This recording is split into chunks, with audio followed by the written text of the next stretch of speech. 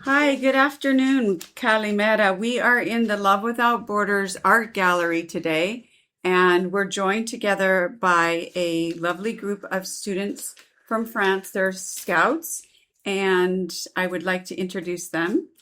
Hello, hi. So we are scout team from the Scout Équipe de France, and our name is La Green Team. So we came here to help Kairos Association. Personally, my name is Blanche. I'm 19 years old, and I'm studying economy in English and in German. Hello, my name is Maëlys, and I'm studying in a business school, and I'm 18 years old. Hello, my name is Anaël. I'm 19 years old, and I'm studying science. Perfect. Welcome, and thank you so much for quite an amazing week. I don't think anybody has any idea when you're writing me initially what it entails, the work here in Greece. Yes. We're literally on the ground with crisis situation. We have dozens of people living in parks. We have a food shortage, and we have a housing shortage. And you all have been amazing this week, being so flexible and helping us in the really most needed time. So we're really thankful for that. We want to go over some of the tasks that you've been helping us with and talk a little bit about your experience this week. You were a total of 2 weeks in Greece. Mm-hmm. Can you tell us a little bit about the time you spent during those 2 weeks? So we went first to another association called Help Your Neighbor, and we make some food distribution to unhoused people in Athens. Before we cook the plate, and yes. Yes, so it was great. Like it was just not just us three. There was also other people who were helping. It was a lot of. We discovered everything. Like it was the first week, and we were discovering Athens. We were discovering Greek culture, discovering people like in the street. It was very. And we never do food distribution in France, in Paris, never. So Yeah. it's the first time. Yeah, it was really like discovering everything. Yes. It was great, I think, but Yes, it's really wonderful to be out there on the street and understand what people, unhoused people are going through, and also to be able to do something about it. I think a lot of people, that's what, when I speak with people, they want to do something, but they're not sure what they can do. And even the 2 weeks that you've been here has been really effective to help a lot of people, and not just one or two, but we've helped groups. You feel really useful when you see all those people who are coming to discuss with you. Like you don't in life when I go to study, I'm not thinking about speaking and discussing with strangers, and that was a great time. I had a really great time discussing and seeing them be happy to have some food and to discuss and see some young people helping. That's also a point. Very sad. So Monday through Friday, you were here with us in the gallery, and we have approximately 25 unhoused men sleeping in parks in Athens. In one park, the other park has about 16 to 20, which I'm going to personally in the evenings late at night and taking them food and working on some of their cases. But we didn't realize how busy we would get this week. We decided, we had another student from the UK, Katya, and we decided to start some English lessons. And I want to ask you a little bit about that, because we put everything together at the very last minute, but we were really surprised at how much that was needed, not only for them to learn English, but also to create a community, a safe place to come here, to eat food. And tell us a little bit about your experience with that. But we love to see, to teach people English lesson, and we love to see every day the progression of every people and how they Progress. they progress, they try, they speak, and they learn. They want to learn English.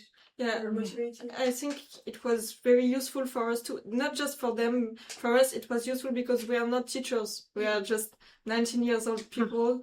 And I enjoyed really, I'm a bit shy. I'm not really shy, but speaking in front of like 25 people is really hard, even though they are listening to me.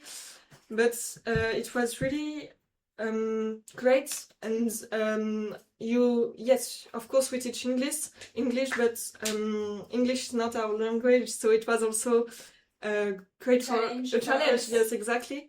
And we created some relation. I don't know if you can Friendships, say yeah, yes. friendships with them. Like it was really Heartfelt, yeah. Heartfelt, yes. Yeah, it was. I enjoyed it so much. Like, it's not my language, and they don't speak English either. I don't speak Arabic. Like, I can't help them in their language, but it was great. Somehow it worked out really well. And I think that to touch back on something that you said is, I'm 19, I'm a student. It's not really what you're set out to do, but this is how humans help other humans, by not having any expectations, and also by just adapting to the situation. Exactly. What people need, what they can bring back to them.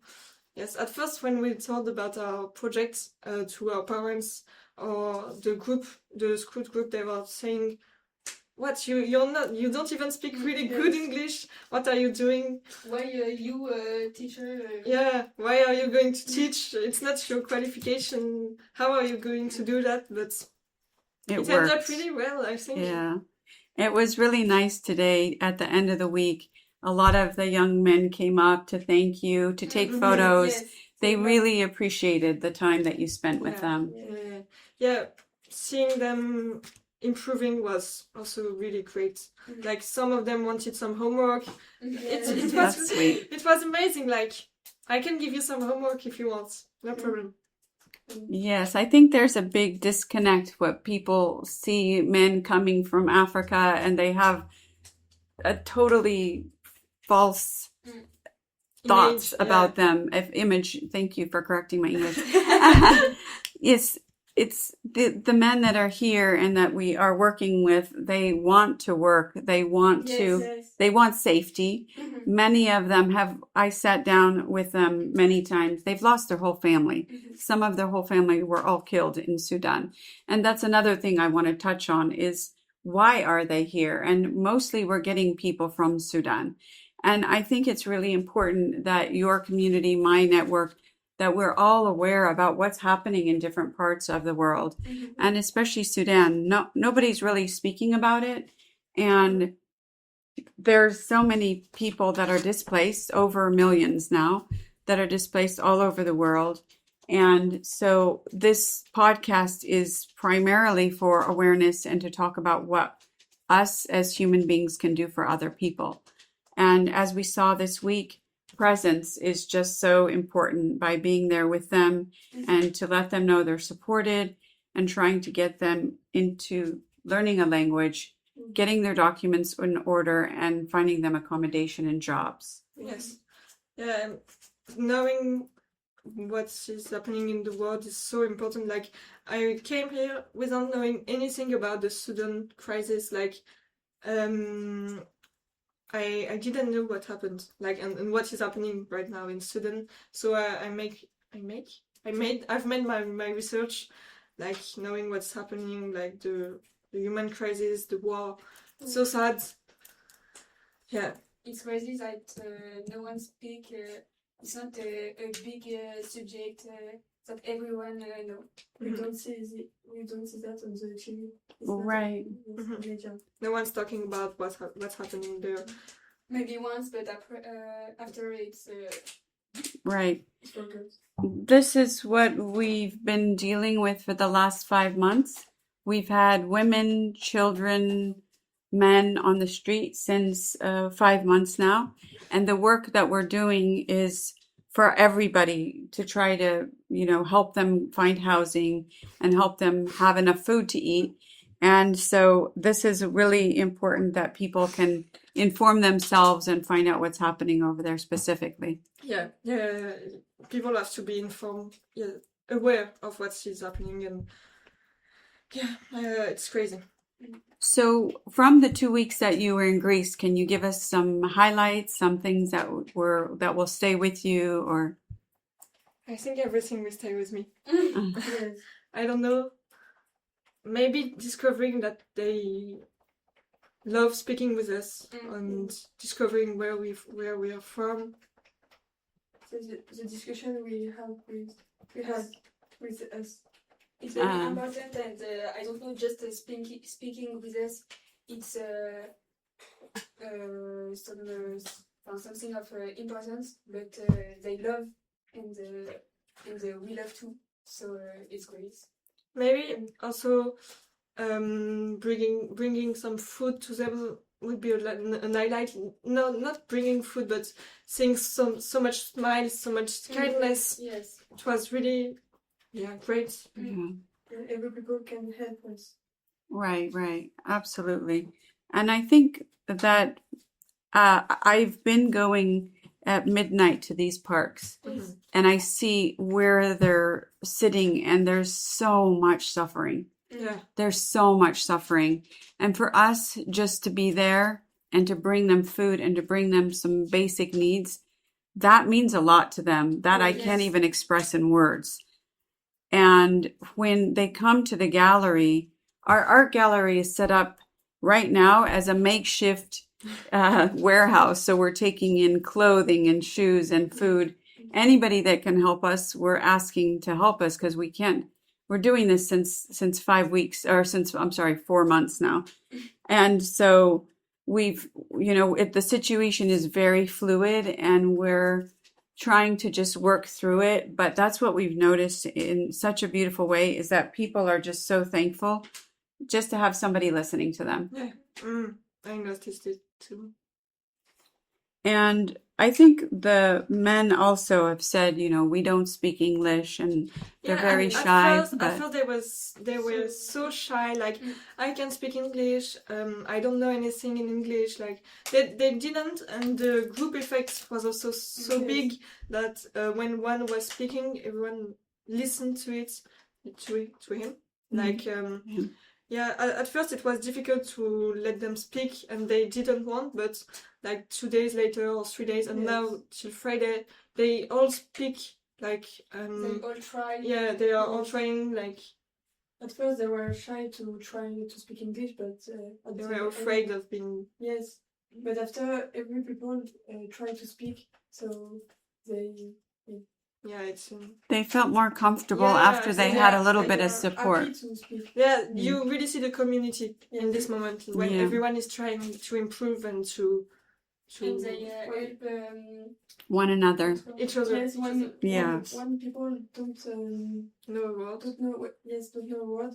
Another people help him to translate in Arabic. Yes, it's very beautiful because they want to learn to improve. Yeah. Yes. What did your friends say when you told them you were going to Greece? I don't know. Maybe they were happy for me, but proud of us. Yes, proud, but some didn't get it why I'm doing this. What's the scouts? Yes. I think we have to explain and to live. To live this experience, to know what it felt and like, to understand the situation. Yes, but just speak what we have made is not. It's not enough for them to understand. Like, just seeing a video, you don't get the situation by just seeing a video. Like, right. When I talk about it, of course I'm sensitive about the situation, but I can't express what I saw, etc. How we live the moment, the situation, and it's hard to express. express it. And when it's in front of me, it's very sensitive. No. Yes, that's correct. I think sometimes being here in a crisis area where you see people suffering, you feel really bad about leaving, but I want you to know that the 2 weeks you spent was very, very valuable. We appreciate it so much because not everybody is able to even think outside of the box, out of their own lives to say, how can I help the world around me? You guys are 19 years old, right? I mean, for me, I'm proud of you, and I'm so thankful that you're open enough at this age. I was out traveling the world, and the world is a different place now, but I had no clue at 19. So we are really thankful for you thinking of other people at your age and starting early to be empathetic and to do something about it, because even adults around the world other people aren't doing anything. But everybody has a way to give back, and nothing is good and nothing is bad, we feel. Of course. So I think just to be here for 2 weeks and be open-minded to learn about situations, to do something, and you're going to get different responses. Some people will say, well, that's not enough, or it's not long enough. But just staying 2 weeks, some people are going to tell, just a travel, not just a holiday, like you just went and you came back, you saw, and then that's it, you're over. But no, I can tell you 100%, for those people that we spent this last 2 weeks, it was huge.